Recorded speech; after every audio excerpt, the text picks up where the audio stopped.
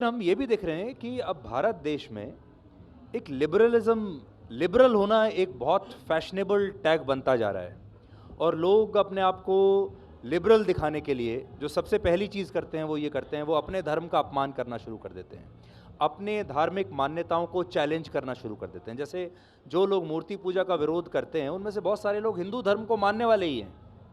इस तरह का जो लिबरल बनने की जो होड़ है, ये आपको बाकी धर्मों में शायद नहीं मिलेगी, कुछ धर्मों में तो बिल्कुल नहीं मिलेगी, लेकिन हिंदू धर्म में बहुत आपको दिखाई देगी। आपको ऐसा लगता है कि ये बदलते युग का आप इसको एक परिचायक मानते हैं, या ये एक लिबरल बनने की एक होड़ है, ये एक फैशन बन गया है और एक पूरा इकोसिस्टम है जो इसको सपोर्ट करता है? सुधीर जी, मैं परसों रात को एक्चुअली मैं ऑक्सफोर्ड यूनिवर्सिटी में था, यूके में।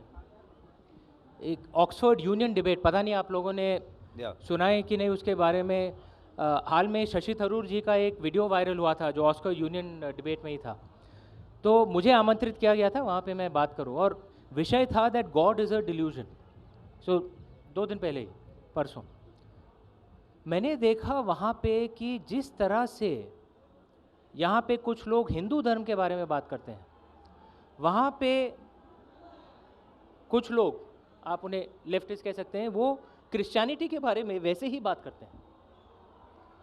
मैं तो क्रिश्चियन हूँ नहीं, लेकिन मुझे भी बुरा लग रहा था। भाई ठीक है, आप किसी का धर्म तो है। हाँ, आप नहीं, आप क्रिटिसाइज करिए, ठीक है, आलोचन करिए, लेकिन भाई शब्दों की कुछ मर्यादा होनी चाहिए।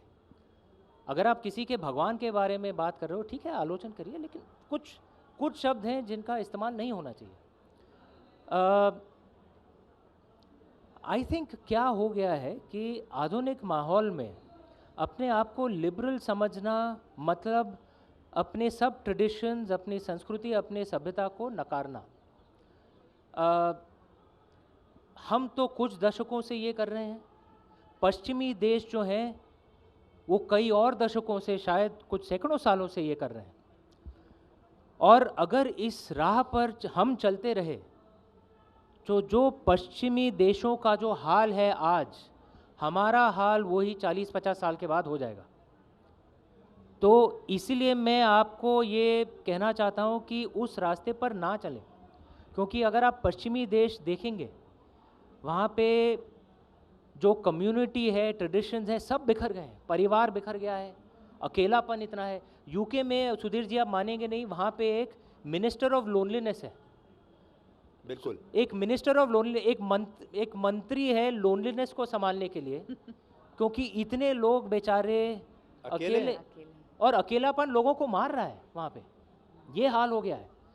हम अगर इसी राह पर चलते रहे, 40-50 साल बाद हमारा भी वही हाल हो जाएगा, जहाँ पे वहाँ पे कुछ चर्चेज हैं जिन्हें डिस्कोथेक बना दिया है। जैसा मैंने कहा, मैं क्रिश्चियन नहीं हूँ, मुझे बुरा लग रहा था, भैया क्या कर रहे हो यार। तो और हमारी जो संस्कृति है उसमें आप लिबरल भी हो सकते हैं, ट्रेडिशनल भी हो सकते हैं। दीदी और मैं बहुत ट्रेडिशनल है, हमारा परिवार है ट्रेडिशनल।